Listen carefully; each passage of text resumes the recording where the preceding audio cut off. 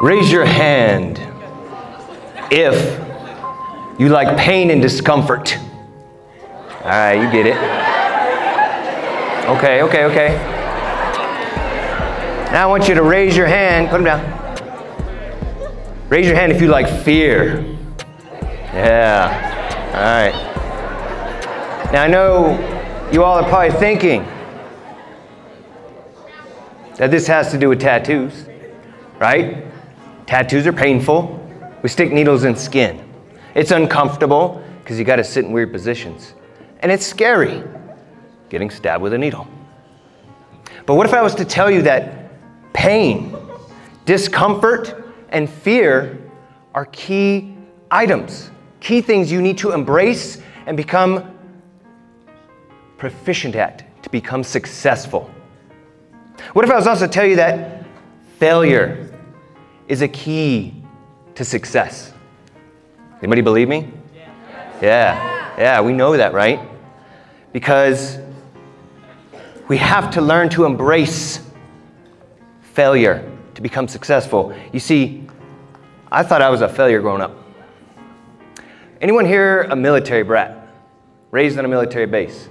Got one. All right, for those of you who don't know, that means somebody who was raised in the military, moving around all the time from this place to that. Personally, in my first 18 years of life, y'all, I moved 9 times.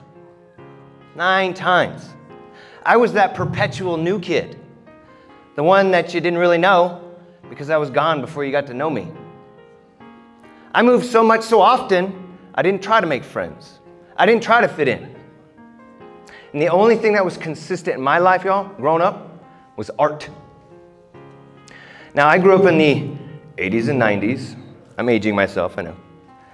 Back then, there was no such thing as anti-bullying. In fact, I used to have teachers that would bully me. My name is Ben Shaw. My initials are BS. It was my 4th grade teacher who told me what my initials stood for besides Ben Shaw. Yeah. You'll get it. And like this time period that you guys are all in right now was my worst time. It is, right? This is the difficult time because you guys are coming just out of elementary school. And some of y'all are getting ready for high school. There's a huge gap in your, physiology. I was super underdeveloped. I was a late bloomer, I was super short, stocky. I have contacts in now, but my glasses were huge. My eyes get all magnified, so I got those like huge eyes, And in the military, I know you recognize this, it ain't a high-paying job, y'all. You ain't rich. My clothes were from my cousins, Goodwill, or my mom, bless her heart, loved to make clothing. Yeah, there was a place called Kmart before Walmart, and she'd get these patterns, and she'd make me clothes, and I'd feel so bad because I didn't want to wear them. Maybe they'd have like an iguana surfing or something, and I'd wear them to school, and that was like a beacon. And again, I was that kid that no one really knew, so they didn't really care about beating up, picking on. Abe and I were talking a little bit about our horror stories when we were in middle school, and how I remember feeling like I was gonna die. Like literally, I had bullies tell me they were gonna kill me, right? I used to get so terrified to go to school. And I used to get so terrified and then so mad. And at this same age, this is about when my parents got divorced, so I got super mad. So instead of getting picked on, I started picking on people. Instead of being the one who got beat up, I would pick the fights first. And this is where I realized that bullies are truly, they're the ones who are scared. They're the ones that are hurting inside. They're the ones dealing with stuff, and they're taking it out on other people. So I used to hang around the folks that made me look tough. And back in the 90s, you guys, tattoos were not as accepted as they are now. If you look like me back in the 90s, good luck trying to get a job or do anything besides tattoo or be in a gang. So I wanted to continue to look tough, so I would look like a bully. I wouldn't get picked on, I'd be tough looking. And my homie knew this guy who was doing tats out of his house. So I wasn't quite 15 yet. I was 14 years old, and I'm sitting on my buddy's friend's bed, and it's unmade, and in his bedroom, right? And dude's holding this homemade tattoo machine with a guitar string. Have you guys ever seen that like on YouTube, right? The whole ghetto machine, right? He's using a lighter to sterilize it because he just used it on my friend. Didn't have gloves on, of course. And he asked me what I want to get done. I'm like, bro, I'm an artist. I want to get a dragon. He's all, how about a cross instead? Obviously, dude couldn't draw. Now, who knows who Tupac Shakur was?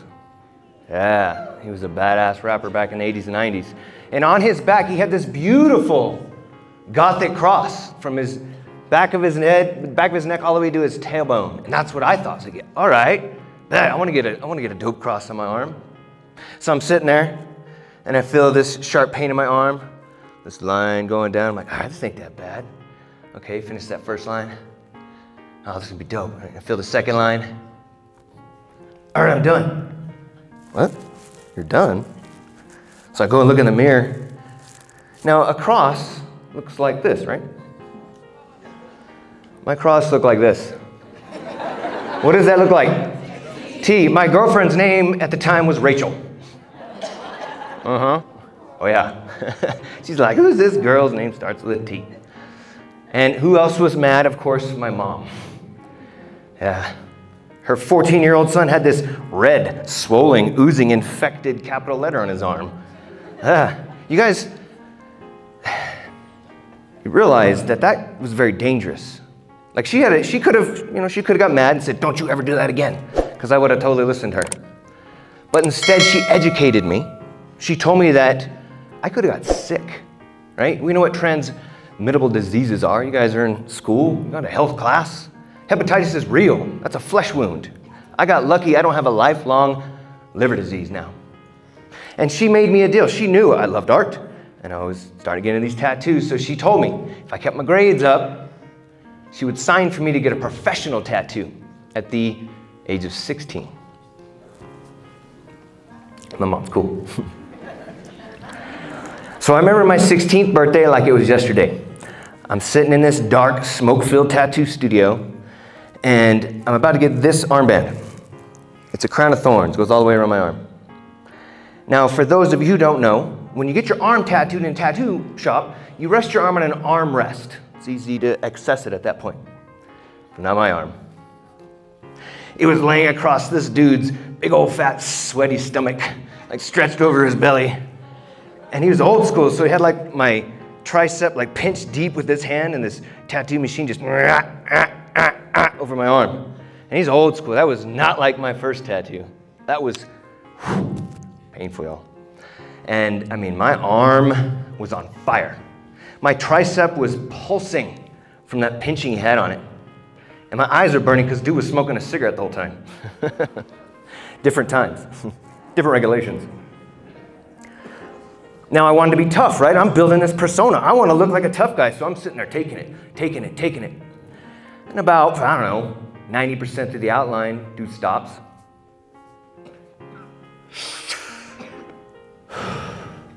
You know, boy, for 16, you're sitting pretty good. I'm like, oh, wow. This professional tattoo artist just told me I'm sitting good. He's giving me a compliment. Like, I'm feeling like this euphoric high from the tattoo and this compliment, feeling all pumped and feeling confident. I'm like, oh, well, thank you, sir. You know, I'm an artist, and I would really love to learn to tattoo. Would you teach me?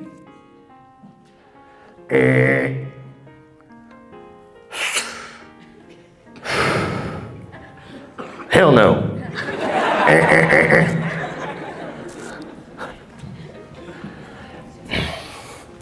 It's funny now. But you guys, I was a military brat. I didn't have a hometown. I didn't have a place to call my own. I didn't have a group of people. I didn't have best friends from middle school or from kindergarten. I didn't have anything to call my own, and I thought, well, hey, art is my passion, and tattoos are my thing. I'm going to become a tattoo artist. I felt like I finally found my place, and this dude told me, hell no. I thought my arm hurt. That hurt way more. That crushed me. But I got a cool mom, and she saw my pain, right? She saw her boy suffering, so she said, you know what? You can do extra work around the house, you can get a part-time job. When it comes to your birthday, when it comes to Christmas gifts, we'll get you tattoos, because I know you love them. As long as you get them professionally, we'll help you get them. And every time you go, try to find that apprenticeship. So I did that. For years, from 16 till I'll tell you in a minute, I tried. Every time I went into a tattoo shop, I'd ask for an apprenticeship. And every time I would leave with a hell no, or worse. Because this was a time, maybe a shocker, y'all know what this is about, a time before the internet. Oh my God, there was a time before the internet. No eBay, Craigslist, Facebook, Marketplace, no Amazon tattoo kits to purchase. No YouTube videos to watch. You had to know somebody, be related to somebody to get into the tattoo industry, and I knew nobody. Now, I've mentioned multiple times, I'm a military brat, so if you did not have a college degree, if you did not have a good job at a high school, well, you had to enlist. So on my graduation day, guess what my 2 gifts were? A suitcase and an appointment with a recruiter. 6 months later, y'all, I was in the military. I was in the United States Air Force. Oh, thank you.